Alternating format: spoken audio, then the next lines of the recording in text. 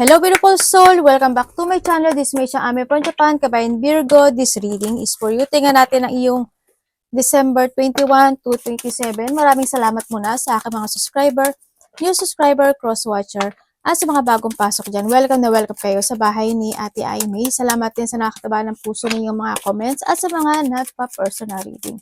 Marami pong salamat. Kung gusto niyo na energy nyo lang talaga, ang gusto nyo makuha natin, all the details is in description below. Pakicheck na lang. General reading to, Virgo, kunin mo lang sa'yo at itapon ang hindi naman sa'yo. Maaring vice versa. Energy mo, energy ng person mo, energy ng malapit sa puso mo, nangyayari or mangyayari pala. Use your own intuition, lawakan nyo ang inyong isipan, ano man ang gender mo, ano man ang edad mo. Wala sa baraha ang kapalaran ng tao, kayo pa rin ang makapagpapabago nito. Gawin yung guide, yung mga warning sign na pwedeng lumabas dito, hindi po iyon negative, it's a warning para alam nyo or you have an idea kung ano mga bagay na dapat maging alert or baguhin, kung ano man yan. Okay, pero kung gusto nyo talaga ng positive lang ang gusto nyo marinig, ay naku po, sorry ha, hindi itong channel na ito ang para sa iyo. Energy reading tayo. Tingnan ko muna ano mo ha. Okay, nandito ka sa sitwasyon mo na you are more on focusing or nandun yung point na there's a mental clarity situation sa mga bagay na gusto mo na i-pursue this time.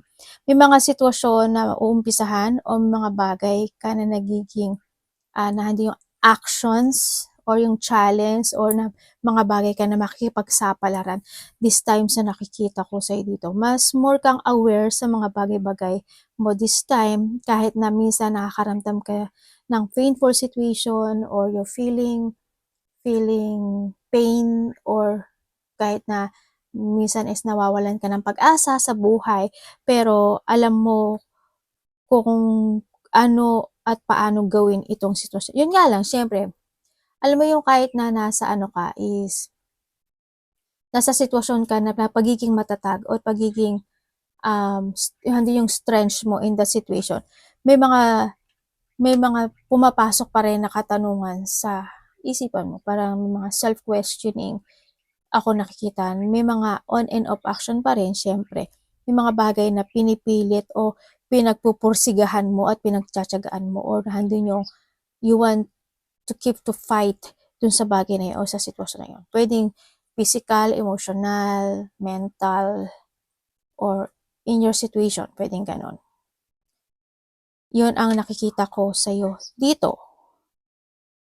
And then also, may mga ilelet ko ka raw or babaguhin, mga bagay-bagay sa sitwasyon mo, magkakaroon ka ng disappointment. May malalaman kang katotohanan or magkakaroon ka ng disappointment in some aspect of your life. Pwedeng sa tao, pwedeng sa ganyan. May mga bagay ka na hihindian this week. Yun na nakikita ko sa dito. Iba dito is may mga ifo-pursue kayo ng mga bagay or something idea to pursue.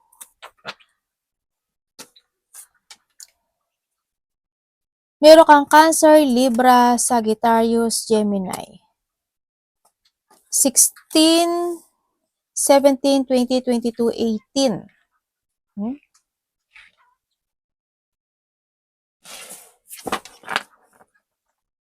Okay, may mga sitwasyon ako na nakikita sa iyo na may mga there's a hope or imagining something into your life na gusto mo maganap or gusto mo mag-success yun. Pero ang nakikita ko sa iyo dito is parang hindi siya clarity or hindi siya pa-clear this time sa nakikita ko dito, no?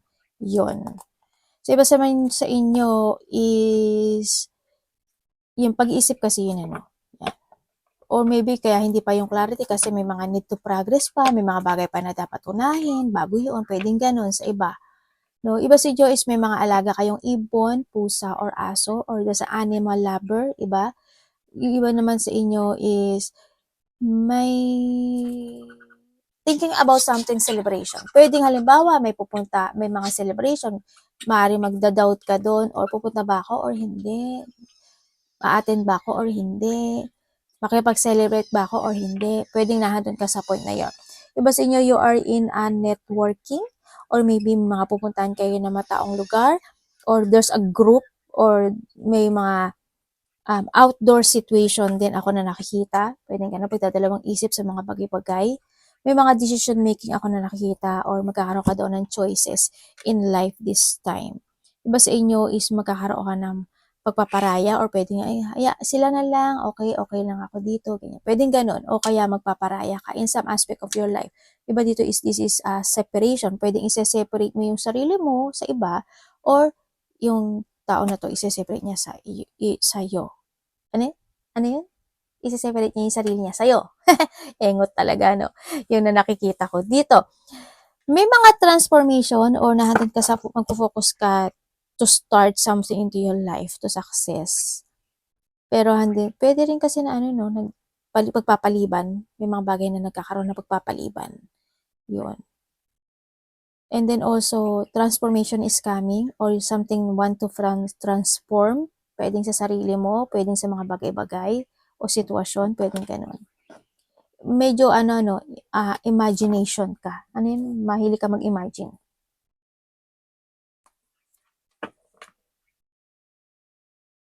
Pero bakit may tao daw na may tao na magiging very loyal sa'yo or there's a person na loyal ka sa kanya. There's an allies or there's a friendship na kukonek sa'yo. Yan. Pwedeng itong tao na to is magkaiba kayo ng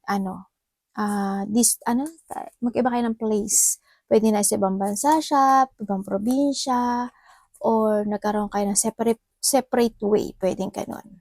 Na baanin kumonekto sa'yo. Or thinking about connection. Anong energy niya? Iba dito may third party to. Sa iba, hindi naman lahat Energy ni Virgo. Uy.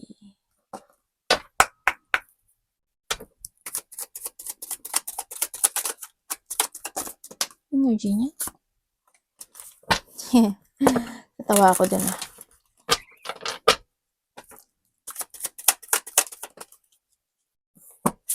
Energy mo, alam mo yung nandito ka sa sitwasyon mo na kahit na you feel not stable in that situation, pinipilit mong maging matatag.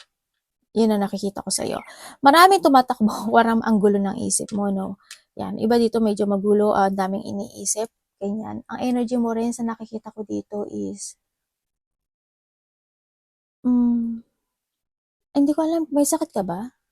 Pero kasi there's a low energy situation ako na nakikita sa'yo. Pwedeng ikaw or someone into your life, ganyan, may sakit na pang forever, na kailangan ng gamutan, pwedeng ganun.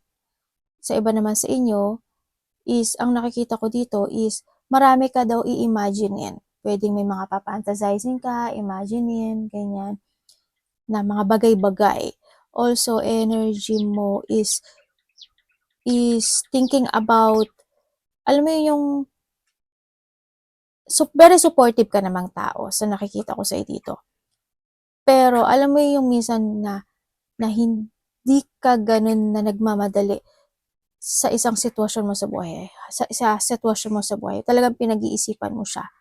Yun ang nakikita ko energy mo. Ibig sabihin, kung mahihingi man sa'yo ng suporta, pag-iisipan mo talaga siyang mabuti if need or kailangan. Yun ang nakikita ko sa'yo dito.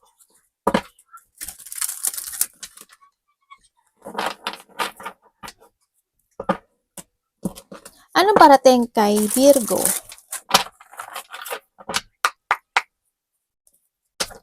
Anong parating sa kanya?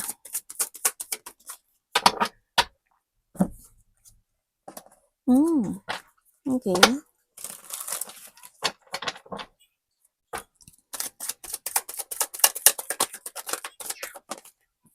Parating.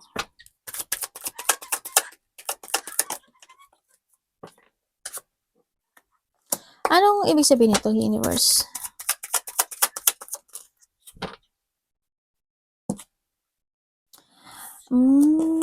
Okay, parating sa'yo.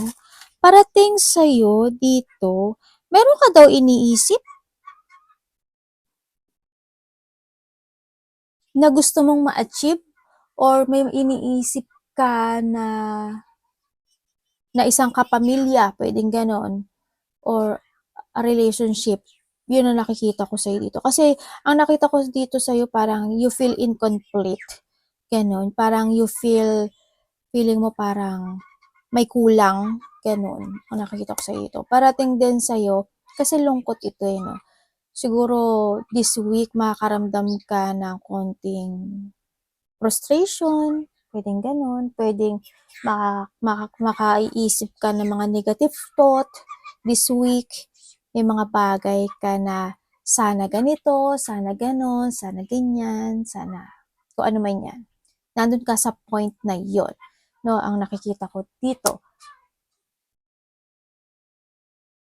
Sa iba dito pagkayamot, 'yan, maaaring mayayamot ka or magkakaroon ka ng sama ng loob, malaki man o maliit diyan, gano'n.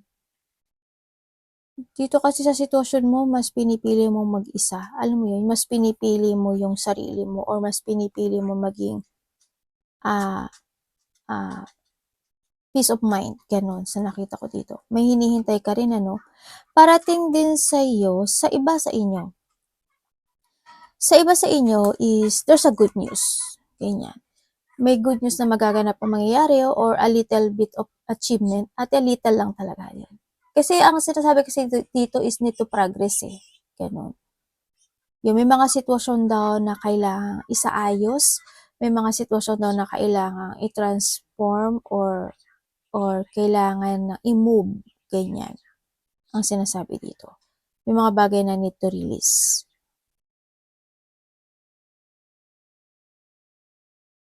Malabo mata mo? May taong malabo mata o kaya pwedeng a part of the family din. May nakikita rin ako dito na ano eh, hindi ko alam kung magpapa-check up siya, doktor, hospital, or may maintenance, pwedeng ganun, ako nakikita. Or confine or parang ganun. Siguro it's a maintenance kasi andito na rin si Aces eh. Yun ang nakikita ko ng parating sa'yo. Sa iba sa inyo, ano to eh, parang may mga tao na hindi siya willing to cooperate sa'yo. Parang there's a lack of community situation, pwedeng ganun. Pwedeng ayaw nila sa'yo, or pwedeng busy siya or busy ka, pwedeng ganun. Yun ang nakikita ko dito. Kasi may taong humihiwalay or lumalayo or nakalayo, parang ganun. Or pwede rin pag-iwas sa iba. Ano dapat iwasan ni Virgo? May pagtatalo ha, ingat ka na lang sa pagtatalo. Habaan mo pa yung sitwasyon. Hindi pagkakaintindihan ng pagtatalo kasi yun. Ano ang dapat iwasan ni Virgo?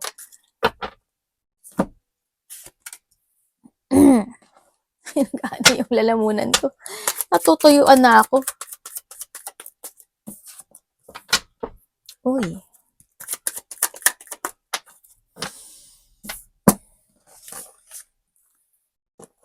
Mamaya na yung dapat iwasan na.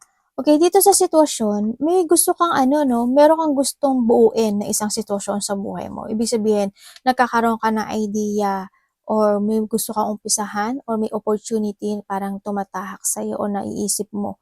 Pero ang nakikita ko kasi dito, parang hindi pa siya magaganap o mangyayari. Kasi parang pwedeng kulang ka sa pera, hindi pa ganun ka sapat, hindi pa ganun ka good, or pwedeng hindi pa pwedeng ganun. Pwedeng may mga bagay ka pa na inuuna bago yun, ganun, sa iba sa inyo. And then also, ang dapat mong iwasan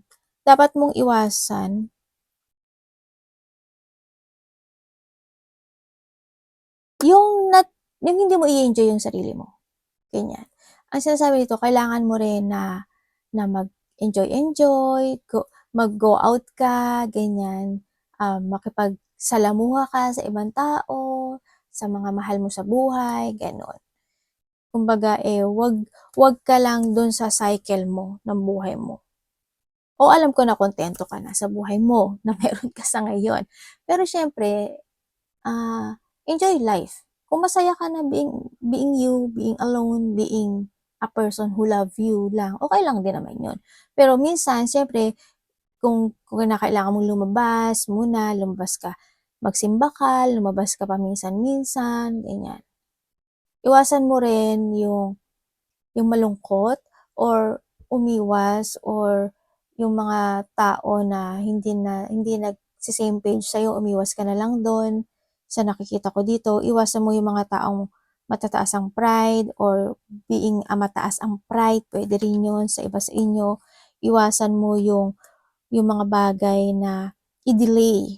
Kung may mga bagay na gagawin, wag mo nang i-delay at wag mo nang ipagpapaliban. Iwasan mo rin yung mga ma-loss of control or yung bahala na situation or ulitin yung mga nakaraan. Yan, iwasan mo yun. And syempre yung yung not to give an opinion and advice to someone or makinig sa kanila mga sasabihin. Ganyan. Tsaka iwasan mong na parang feeling mo wala ng pag-asa ang buhay. Iwasan mo yun. Kailangan lang talaga is to work it out. Mga bagay-bagay na ito. May mga bagay na kailangang harapin. No? May mga tension na hindi tapos. Love, kapatid, anak, magulang, karelasyon, kaibigan, pamilya, kung sino man itong love mo, Virgo, tingnan natin. Value yourself, Love, Virgo. Okay. Parang may pinag-aawayan kayo. Territorial? Or may pag-uusapan kayo related to a territorial sa iba sa inyo. Maybe sa iba is a travel, ganyan. Thinking about traveling, ganyan. Paglakad malayo man o malapit, yan.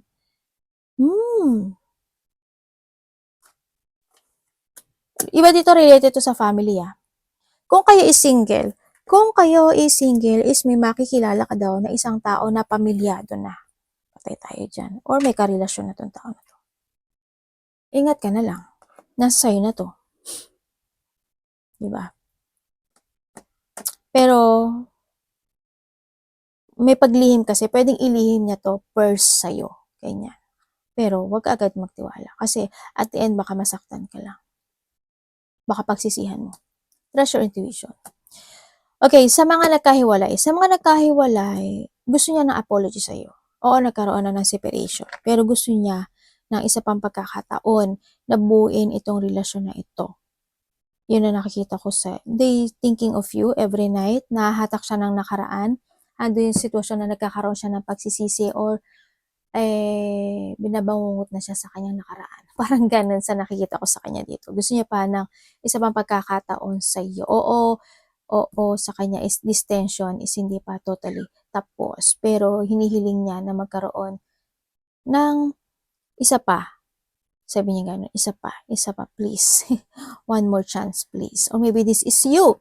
Okay, when come naman sa mga magkakarelasyon dyan, you try to bring it balance. Itong relationship na to, or there's a deep feelings happening to your life. Pwedeng isa kasi sa inyo is mahigpit talaga.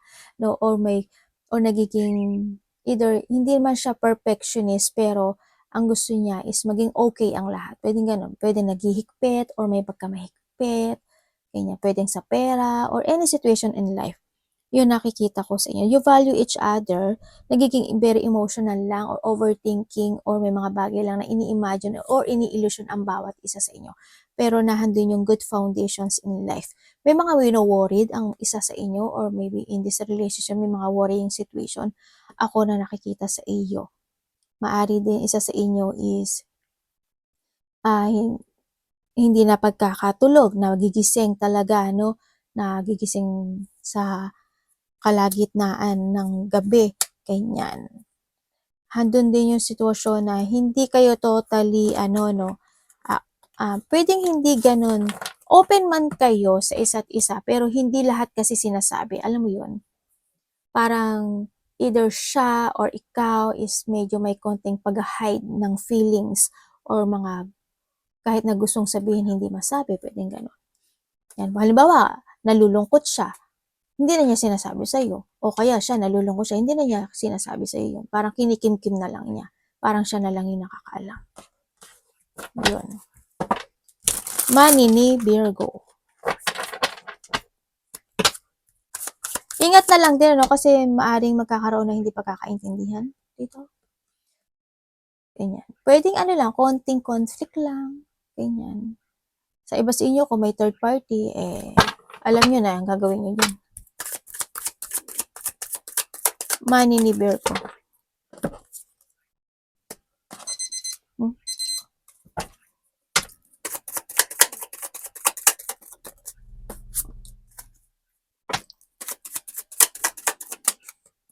Okay, when it comes sa money mo. Sa money mo, andito ka sa sitwasyon mo na you are controlling, no? Ang nakikita ko sa'yo. Kinokontrol mo talaga talagang inaalam mo talaga kung dapat, kinakailangan, o hindi dapat. Na doon ka sa point na yun. Ate, magsasucess ba siya? Magsasucess siya. Ang sabi dito kasi is may mga bagay lang na kailangang ah alisin or you need to getting away with something, ganun. Huwag ka lang din mapanghihinaan ng loob. May mga sitwasyon kasi na kailangan aksyonan, ang sinasabi dito. And it will be success. Sa iba naman sa inyo, ang nakikita ko dito is parang may magaganap o mangyayari na pagkakagastusan mo talaga. Pero hindi siya big parang small gathering ang nakikita ko sa'yo. Yan. Kasi nga December, yun. Baka yun. Yun ang nakikita ko sa'yo. You're saving your money, you keep your money, tsaka may mga bagay ka rin na ina-avoid, no, this time. Paring ganun. Or handun yung decision making talaga na you are more on focusing to manage or to decide dun sa bagay na yun, to success yung pera mo. Money and trabaho to Iba sa inyo maaring na handun yung may mga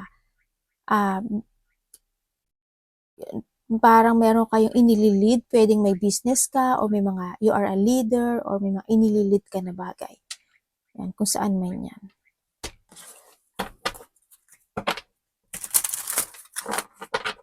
Advice. Pwede rin you are a boss, ganyan. Maihingi sa'yo ng, maihingi sa'yo ng tulong or suporta. Or ikaw ang bibigay nito. Or maybe handun yung pag-share, may someone want to share something, or ikaw ang mag-share. Advice kay Virgo.